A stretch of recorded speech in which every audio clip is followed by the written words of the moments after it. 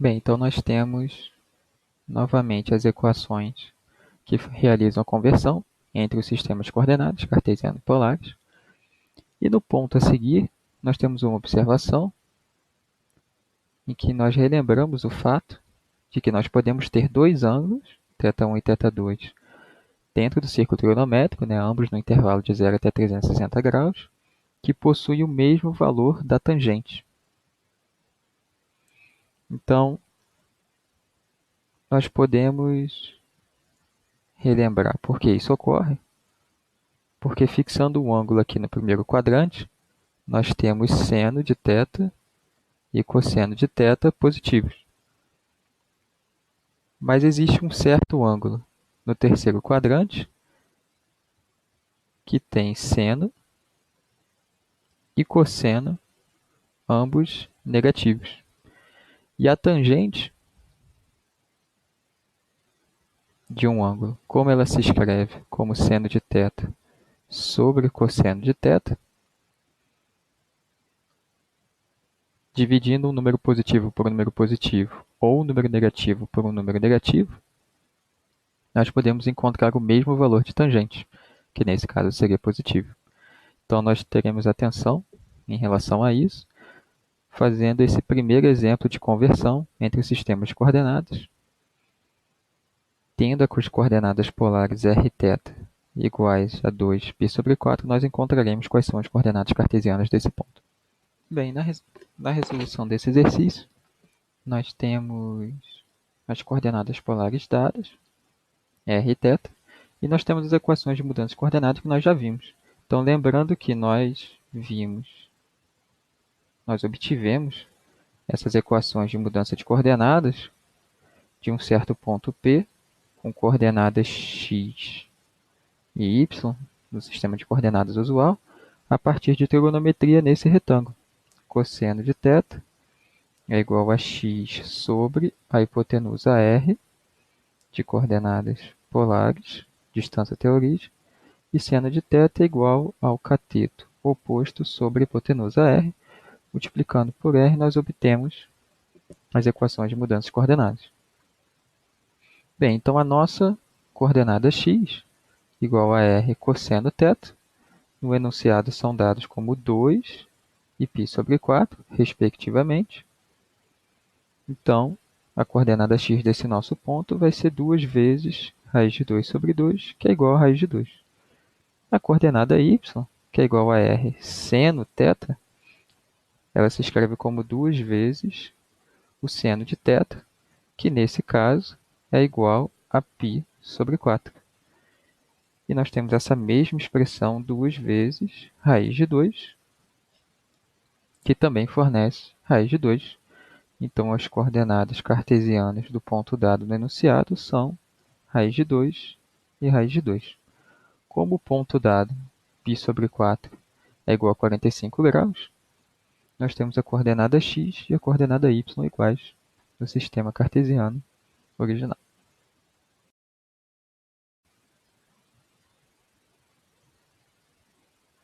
Bem, vejamos agora um segundo exemplo, em que agora nós temos as coordenadas cartesianas x e y do ponto, e nós queremos obter as coordenadas polares do ponto dado. Bem, nós temos as equações de mudança de coordenadas já aqui no nosso quadro, e nós vamos observar já que o ponto x é igual a menos raiz de 3 e y igual a 1 fornece um determinado ponto que está no segundo quadrante.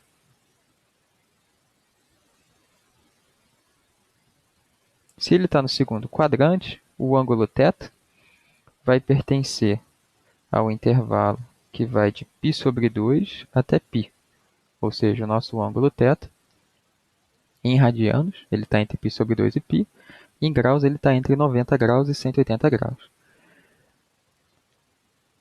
A coordenada r ela é obtida mais facilmente a partir do Teorema de Pitágoras, que nós vimos um pouco mais atrás. Então, x ao quadrado menos raiz de 3 ao quadrado, mais y ao quadrado, que é 1 ao quadrado. Isso fornece 3 mais 1, que é 4.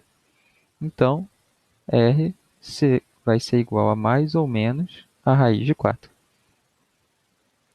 É possível trabalhar com coordenadas polar com R negativo, mas isso não é muito usual, né?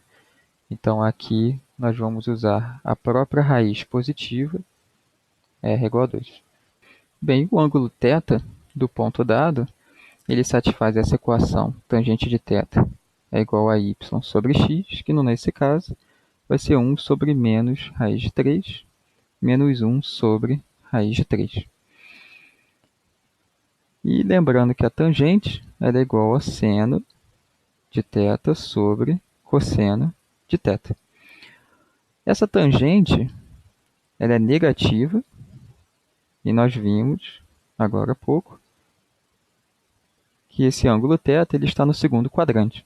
Então, nós vamos usar um pouquinho de trigonometria para encontrar qual é o ângulo θ desse nosso ponto P dado no enunciado. É claro que o desenho vai ficar um pouquinho torto, mas nós já lembramos que a tangente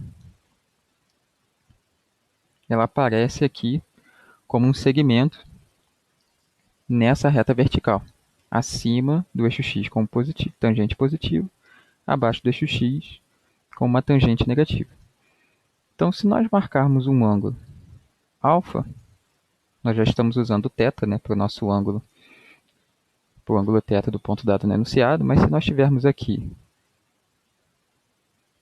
um ângulo alfa marcado no círculo trigonométrico, nós temos a tangente como comprimento desse segmento vertical, que no primeiro quadrante ela é positiva.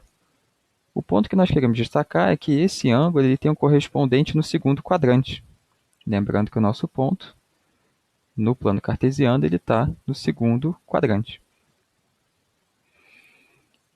Então, esse ângulo alfa ele tem um correspondente lá no segundo quadrante, que se nós marcarmos esse mesmo ângulo alfa aqui, prolongando esse segmento verde, nós encontramos a tangente aqui do ângulo verde, que vai ter o mesmo valor da tangente em laranja, só que ela vai ser negativa. Então, o que nós vamos fazer é, nós vamos procurar pelo ângulo no primeiro quadrante, que nós estamos aqui escrevendo em laranja, o ângulo que tem a tangente igual a 1 sobre raiz de 3. Se nós encontrarmos esse ângulo no primeiro quadrante, nós vamos descobrir quem é o ângulo alfa, e com isso nós descobrimos quem é o ângulo verde, né, que possui a tangente com o mesmo tamanho, mas com o sinal trocado, que é menos 1 sobre raiz de 3. E se nós lembrarmos dos ângulos notáveis, 30, 45 e 60, vamos pensar no ângulo de 30 graus, que é π sobre 6. O seno dele é igual a meio e o cosseno igual a raiz de 3 sobre 2.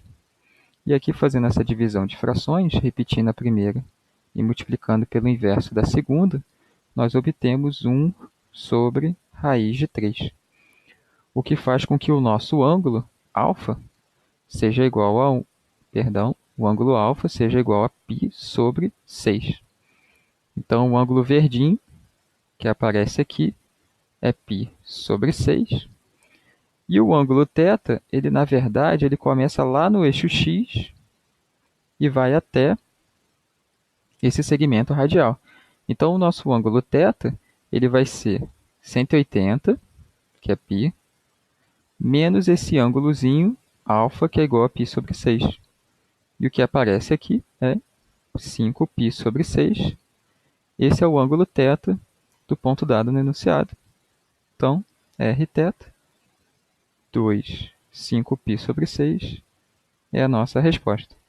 Então, lembrando que nós temos mais de uma representação para esse mesmo ponto, poderíamos também usar, por exemplo, Rθ igual a 2 e 5π sobre 6 mais 2π. Seria uma outra resposta possível, mas a resposta mais usual seria essa aqui. Também é possível usar R negativo, mas vamos destacar que não é muito usual. No nosso curso de cálculo 2, nós vamos usar sempre R maior ou igual a zero.